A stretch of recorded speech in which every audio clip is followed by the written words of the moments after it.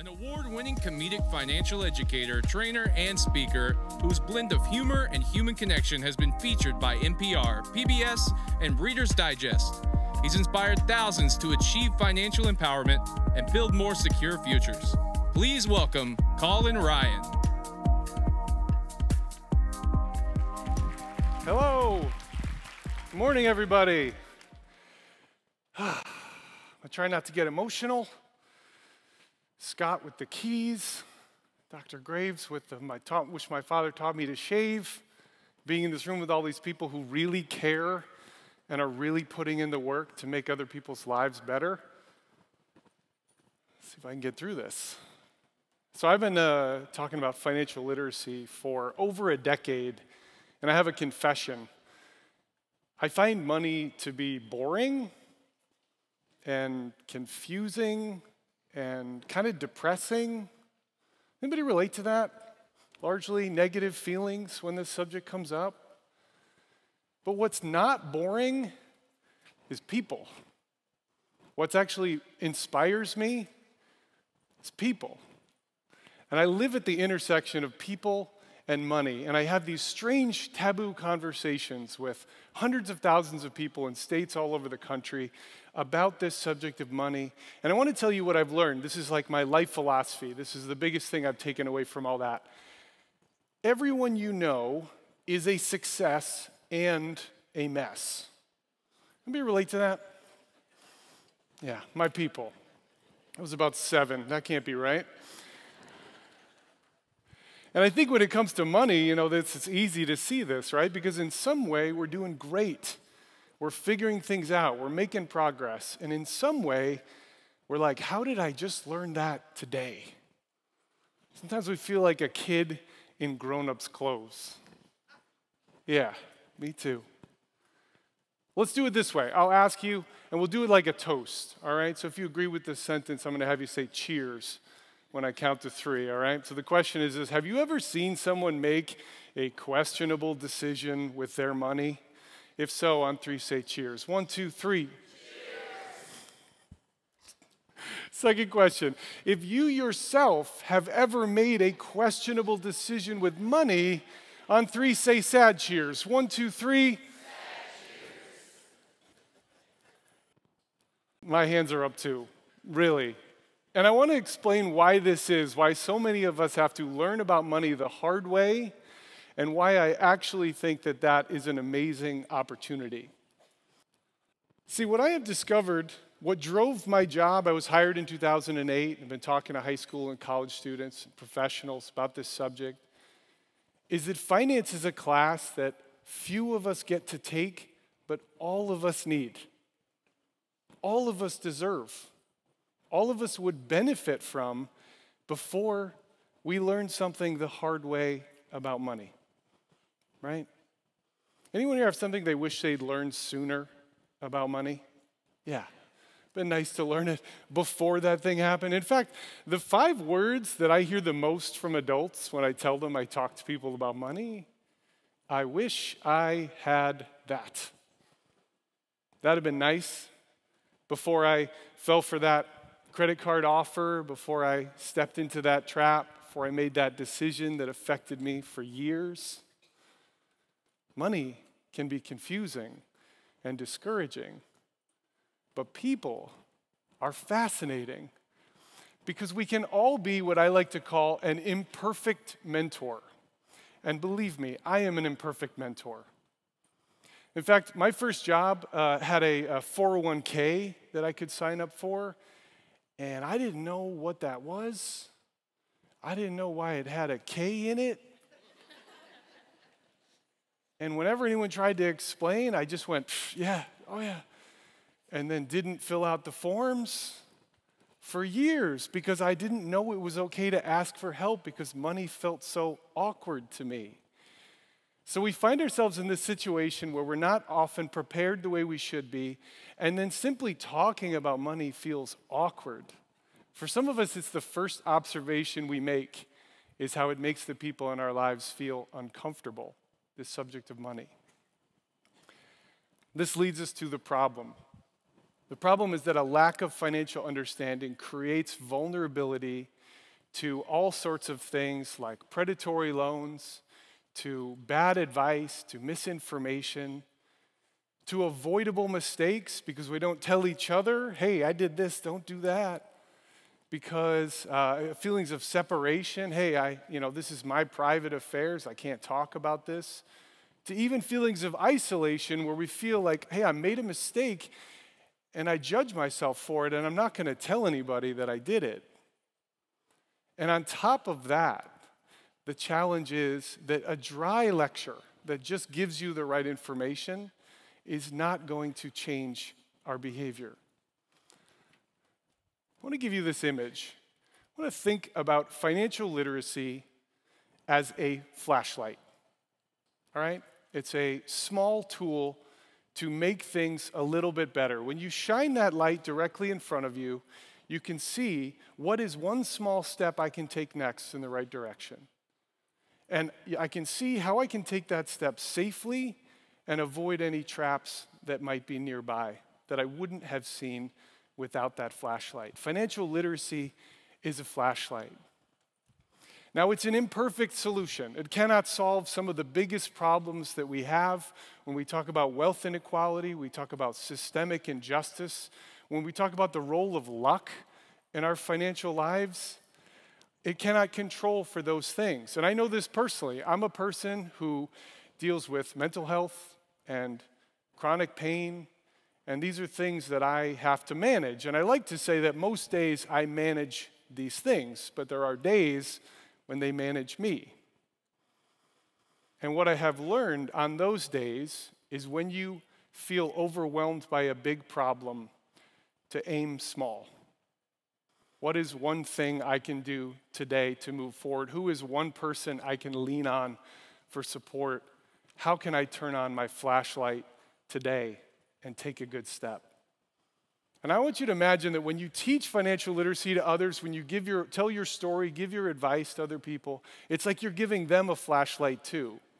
And not only can they see a little bit brighter, but now you notice there's more lights on. Overall, things feel a little bit more hopeful. If only we could just tell ourselves and tell others what to do and we would do it, then the problem would be solved.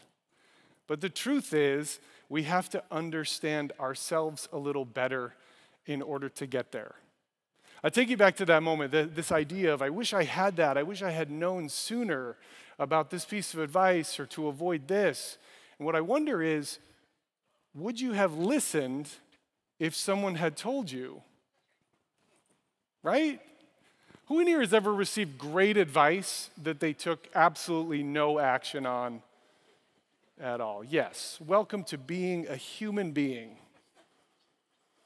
I've had the good fortune to explore this idea of how do you communicate this information in a way that opens people up, that sets people at ease, that helps people not feel judged, not feel bored, but hopefully feel respected, feel seen, just like I would want to be if I was in their shoes.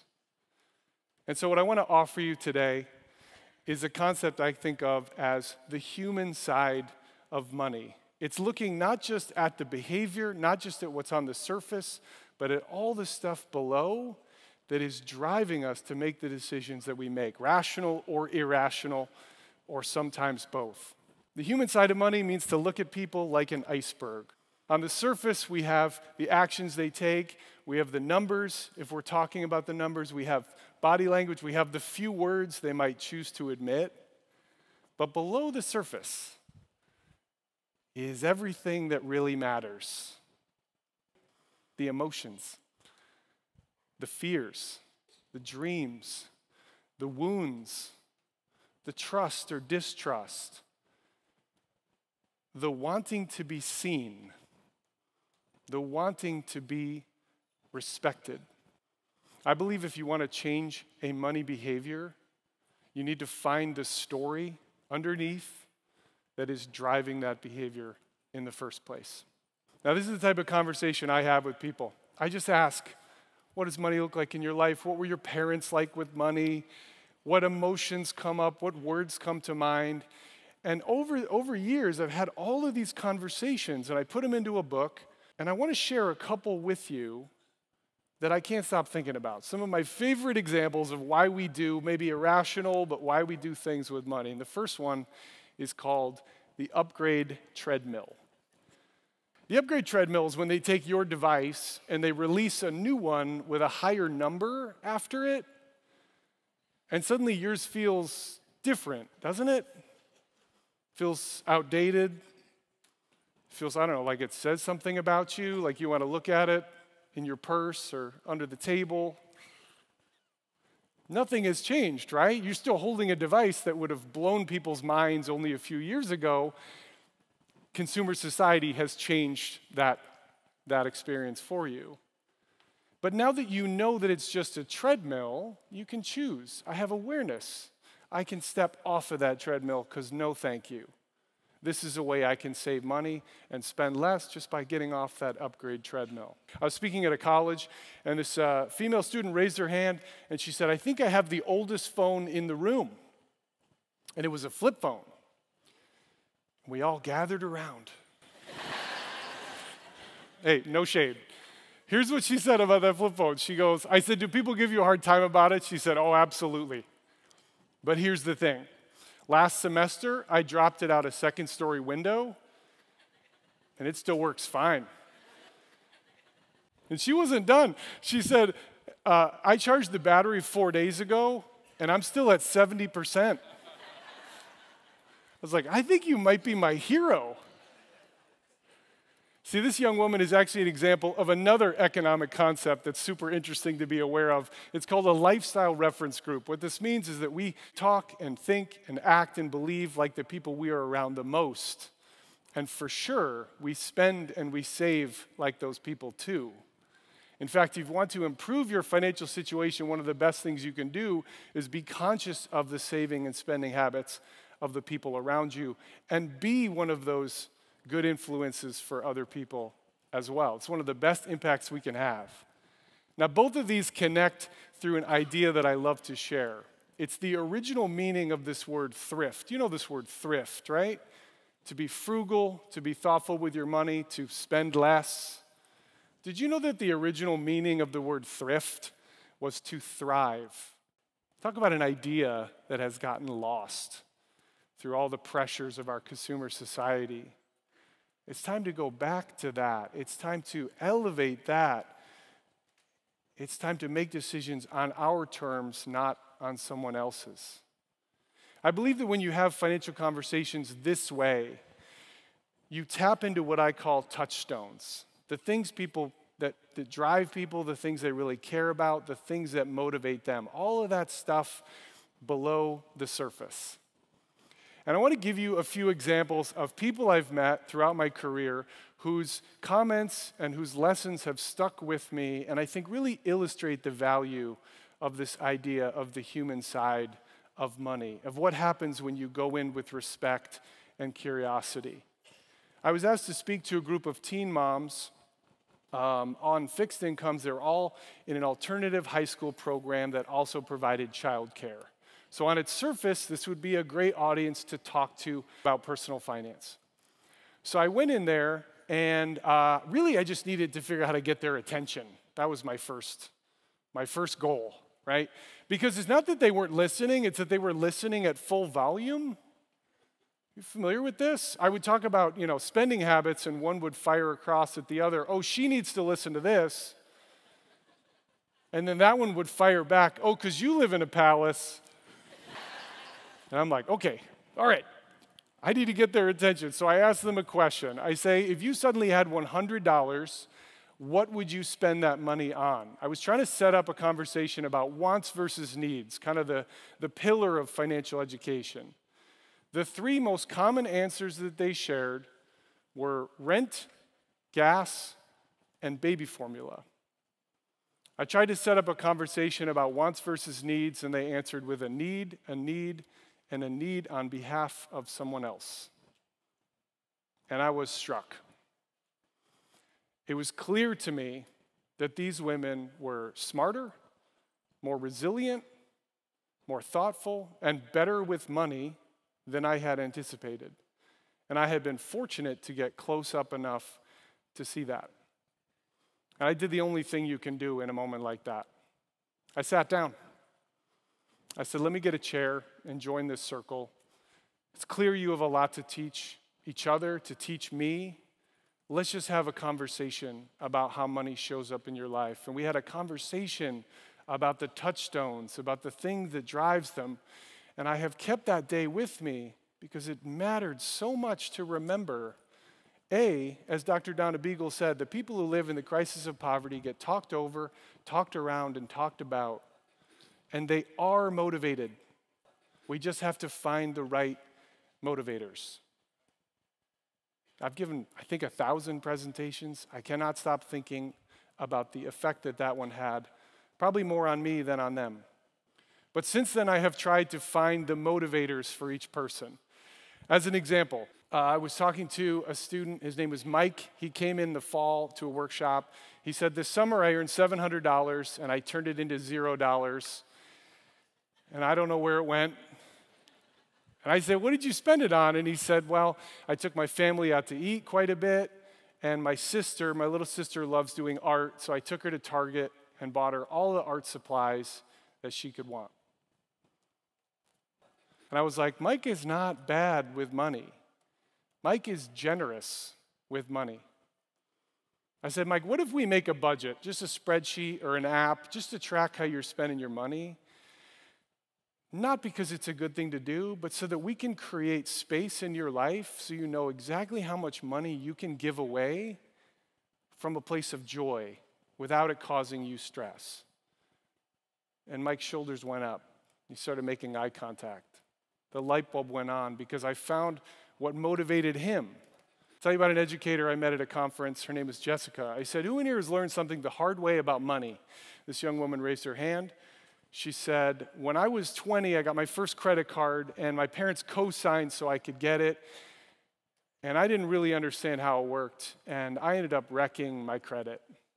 And I wrecked my parents' credit, too. And you could feel the room change. And I said, does anyone in here relate to what Jessica just shared? In fact, when you raise your hand, if you did not judge her at all, but in fact you appreciate her courage in sharing that story with us, right? And every hand in that room went up. And Jessica emailed me a couple days later and said, when all those hands went up, I realized that I had been carrying shame for years, and that I could let it go. That my mistakes do not define me, that my mistakes are lessons that I can teach. See, in that moment, Jessica became my favorite thing, an imperfect mentor. I don't have all the answers. In fact, it's better that I don't pretend I do, because in those vulnerable moments, those honest moments, we really see each other.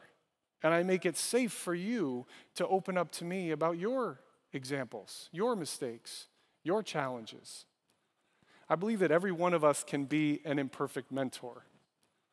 The last concept I want to share is this idea of, I call it financial community, because it's an odd pairing of words, right? Finance is personal, it feels individual, private. I think that if you look at the person next to you, you'll see somebody who's having roughly a very similar experience with many of the same challenges and the same goals. And so I want to try something. I want to have you grab your phone, and I want to have you stand up. I'm not going to embarrass you.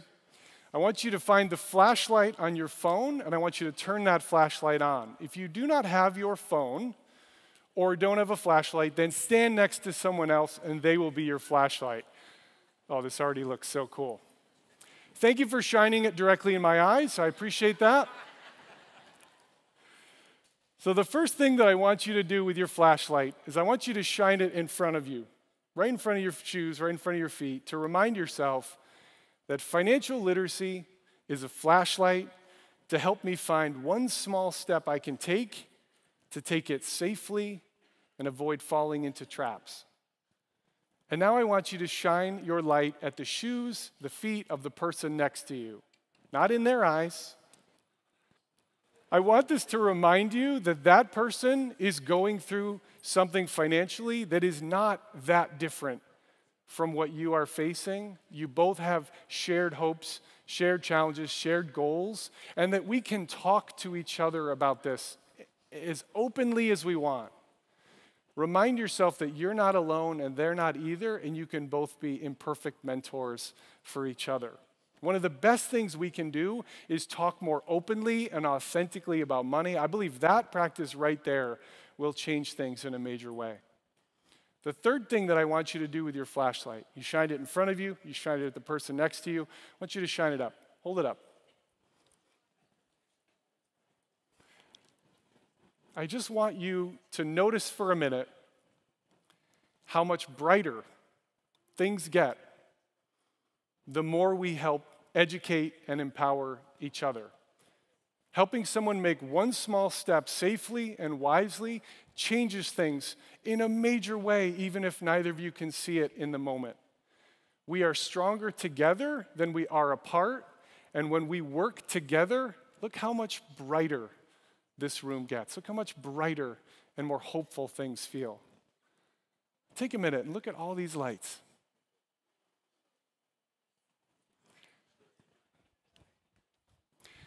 See, this vision gives me so much to be hopeful about, and I hope it does for you as well. While your phones are out, I want you to take a picture of this QR code. This will take you to a link where you can give me some thoughts on how I did today so I can be improving, but more importantly, so you can get some free resources to help you talk about money in a meaningful way. As I read about all of you, as I listened to the things that you've shared, I am so inspired by you. I know you're already making the world brighter for the people around you. You give me a lot of hope. Thank you so much. It's been an honor to be here.